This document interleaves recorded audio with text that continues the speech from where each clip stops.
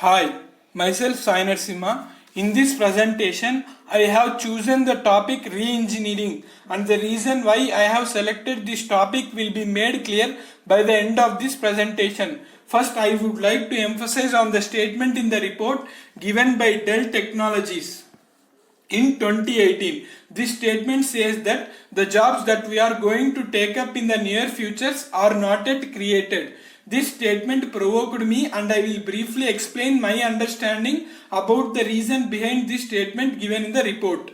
Engineering. The basic question that I asked myself is, are we studying engineering or we are really doing engineering? In my point of view, we are just studying engineering as a subject rather than applying it. So first I wanted to know what engineering is all about.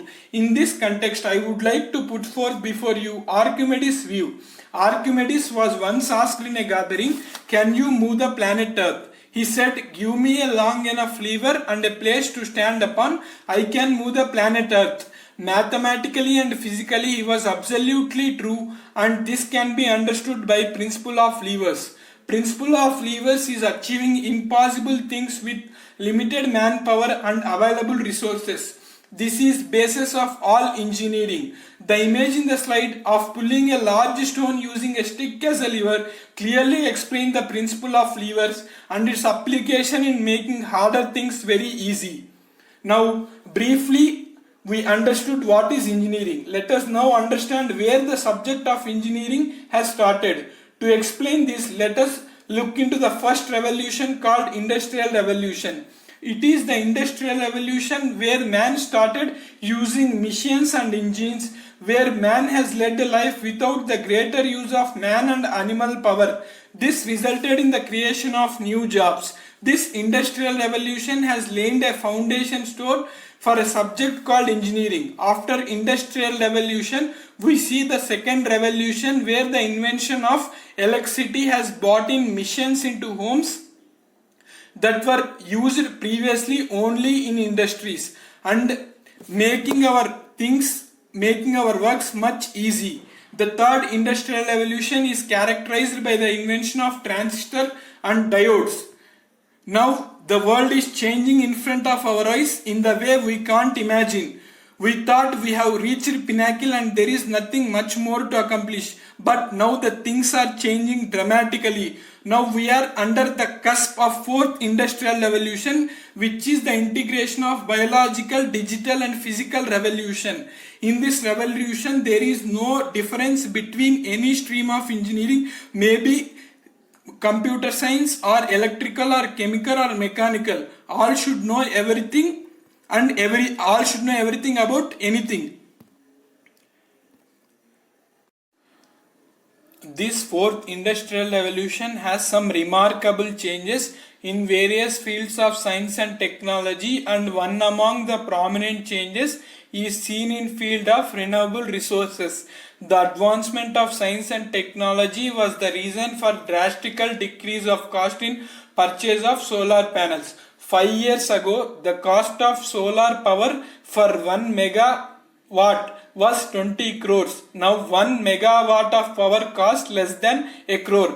We also see efficient use of compressed natural gas and various other renewable energy resources has increased its efficiency with the advancements of science and technology. Role of aggregators like Ola and Uber. One of the indicators for the economic development is automobile industry. The aggregators like Ola and Uber has made everything upside down. The average cost of a car is 10 lakhs and the parking space in a house costs 20 lakhs for parking that car, and in a commercial complex it costs 20 lakhs for parking the car. Overall 50 lakhs is being wasted for a dead investment.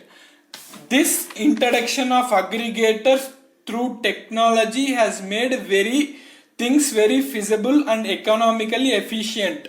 Another similar aggregator is Airbnb. Another indicator of economic growth was real estate. This indicator was also made useless by the integration of demand and supply using technology. There were 1 crore 80 lakh houses vacant only in the cities of India, and 1 crore 10 lakhs houses were in demand. These aggregators has played an important role in linking the demand and supply using technology advancement. The other new emerging technology is 3D printer. 3D printing, which is also known as additive manufacturing. I don't want to go into the technical aspects of 3D printer, but you see, in this technology you need a chemical engineer to see the chemical composition of the material in an appropriate manner, and a computer science engineer to program the materialistic requirements for the production, and an electronics engineer to maintain this equipment. The 3D printer costs are plummeting nowadays. In modern manufacturing, to produce 1 ton of material, we are wasting 10 to 15 tons of material. Very soon change is going to come where we no longer require mass manufacturing. We can practically prepare anything from anywhere without economic subscale. The biggest thing in 3D printing is we can prepare any artificial body part using 3D printer. One of the other emerging technologies is PMP. PMP is phenyl methyl pentene. PMP material is made using a thin sheet about 15 micron size. This is going to act as an AC to the house, which is going to decrease the temperature up to 18 degrees or less than that. So this technology is going to replace all the air conditioner and air coolers. Coming to the cost of this material, it is going to cost less than half a dollar for 1 square meter. That means about 40 rupees for 1 square feet. It is a miracle. This is going to replace the thermodynamical engineers, the mechanical engineers, and it is going to change the way that the business of air conditioners and coolers are going. This is the phenyl methyl pentene sheet which I have discussed. Then other new emerging technology is artificial intelligence. India wanted to become the powerhouse of artificial intelligence, and our government is planning for new universities and a new curriculum for artificial intelligence to be developed in our country. We are far behind in this technology and we need a lot of improvement. There are many other emerging technologies in this era which I don't want to go into the technical aspects of those technologies.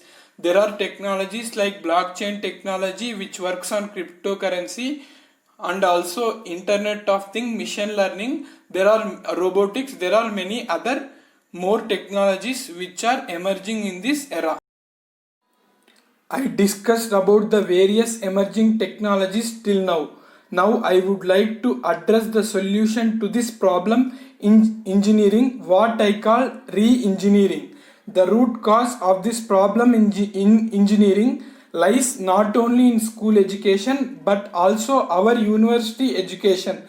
The curriculum is made to train us in a skill or in a subject that is already outdated, which needs an urgent updation. There are many skills that are very necessary for our future jobs.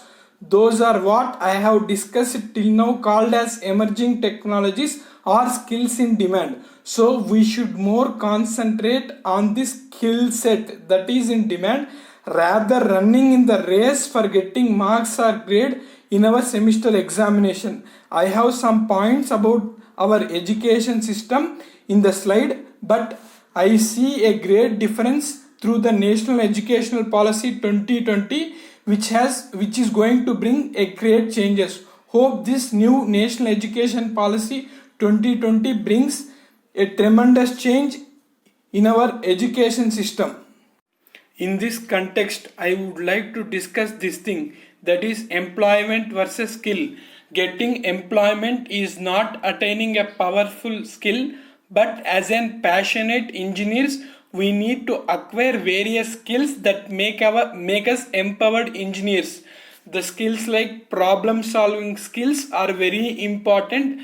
Other skills like leadership skills, managerial skills, employability skills, wealth creating skills are very necessary for our future employment. I would like to tell you about this thing, that is the employment versus employees in India.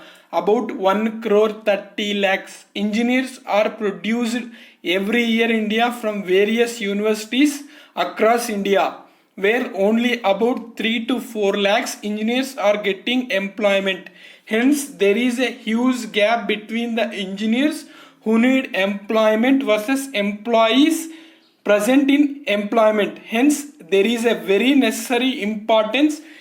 We need to bridge this gap by acquiring powerful empowered skills. Now we have arrived at the concluding part of my presentation, and I have tried to make my presentation very clear, crisp and also comprehensive. Hope you did not get bored of this, and everyone understood the emphasis of my presentation, and you might have also got some insights out of this. I would like to quote a quotation and end my presentation. If you are not for yourself, then who is?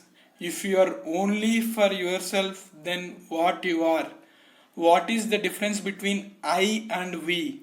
If not now, when? If not you, who? Thank you.